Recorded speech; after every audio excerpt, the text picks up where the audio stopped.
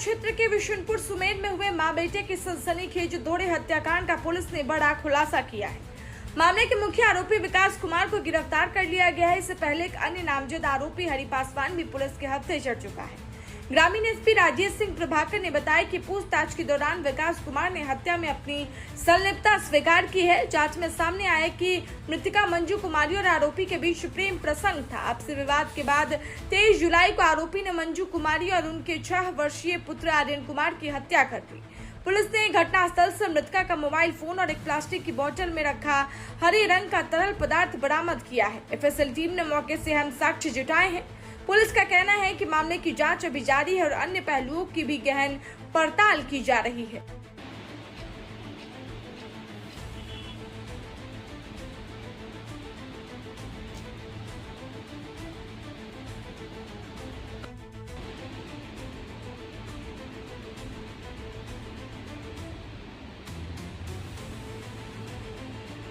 थाना क्षेत्र में दिनांक 27/7/2026 को बिशनपुर सुमेर स्थित बगीचा के पास एक घनी झाड़ी है। वहां पर एक अज्ञात महिला का अर्ध सरे गले अवस्था में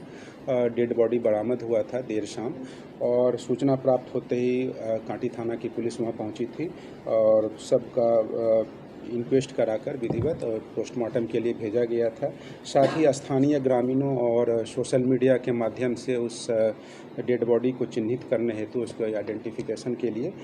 कोशिश की गई और तदोपरांत उक्त महिला का डेड बॉडी मंजू कुमारी जो कांटी थाना क्षेत्र की ही रहने वाली थी उनके रूप में उनके पहचान हुई और घटनास्थल पर एफएसएल की टीम को भी बुलाया गया था और घटनास्थल से खून लगा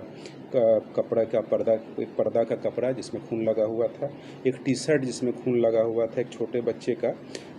एक जोड़ा चप्पल भी बरामद किया गया था।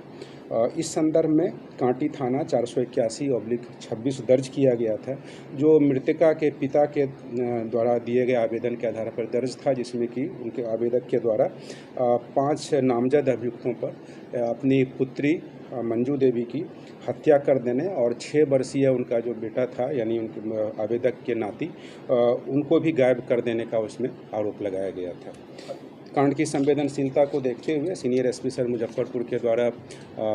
टीम गठित की गई थी और इसमें इसका खुद मेरे द्वारा भी अनुश्रवण किया जा रहा था और एसएचओ कांटी और उनके कांटी थाना के अन्य पुलिस पदाधिकारियों के द्वारा काफ़ी सक्रियता से इसमें काम किया गया और डीआईयू की टीम के द्वारा भी इसमें सपोर्ट किया गया और जो टेक्निकल और मानवीय इंट्स हम कलेक्ट किया गया उसके बेसिस पर इसमें इसमें एक हरि पासवान नाम के व्यक्ति जो कि नेम्ड थे उनको गिरफ्तार कर न्यायिक हिरासत में दिनांक 31/7/2026 को भेजा गया था। अग्रतर अनुसंधान में यह प्रेम प्रसंग का मामला प्रकाश में आया और इस इंट के आधार पर मृतका का प्रेमी और इस कांड का मुख्य अभियुक्त विकास कुमार जो कांटी थाना क्षेत्र का ही रहने वाला है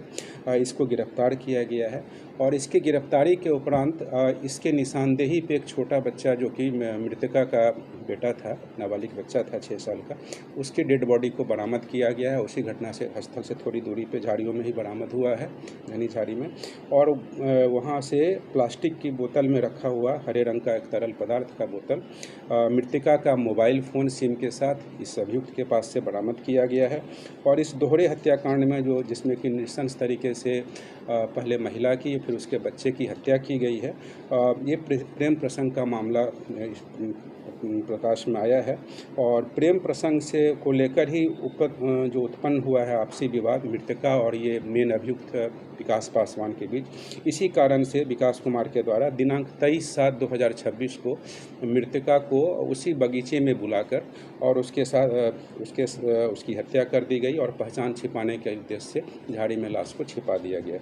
तो इस दोहरे हत्याकांड की इसमें उद्भेदन हुआ है और साथ में इसमें जो संलिप्त अभियुक्त रहे हैं उनकी गिरफ्तारी कर आज उन्हें न्यायिक हिरासत में भेजा जा रहा है और अभियुक्त के उन्होंने अपराध को स्वीकार किया है और उनके अपराध स्वीकारोक्ति बयान के आधार पर घटनास्थल से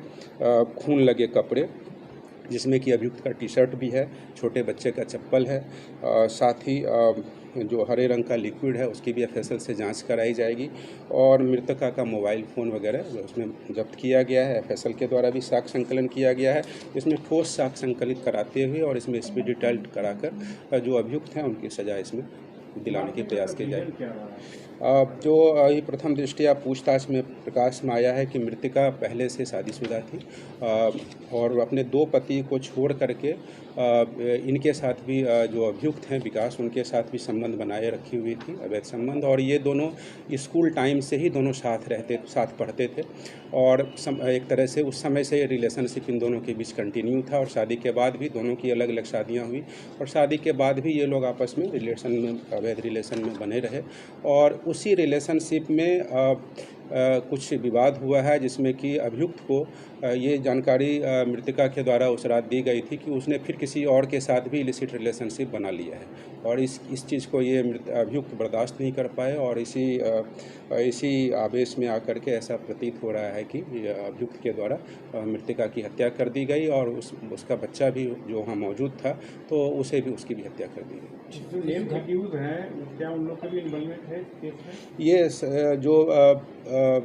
मृतका के जो पिता हैं वो आवेदक हैं, वादी हैं इस केस के, कॉम्प्लेनेंट हैं और उनके द्वारा पहले ही शक जाहिर की गई थी और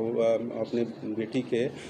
पूर्व के उनके मैरिटल रिलेशंस और ये एक्स्ट्रा मैरिटल रिलेशंस वगैरह के बारे में उन्हें जानकारी थी और इसी शक के आधार पर विकास पासवान को भी नेम्ड किया गया था और कहीं ना कहीं उसके घर वालों को भी ये जानकारी थी और इस जानकारी को रहने के बावजूद जो है उसके पिता के द्वारा जानकारी नहीं दी गई और अभियुक्त को भगाने में सहयोग किया गया, इसीलिए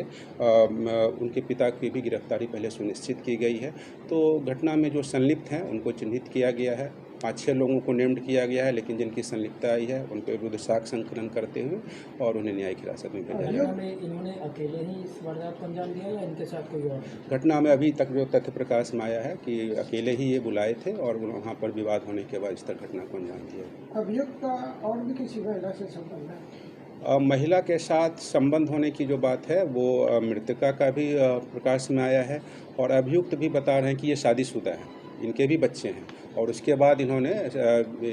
इस महिला के साथ पूर्व से रिलेशनशिप अपना रखा था कंटिन्यू और इसी क्रम में कुछ विवाद हुई है।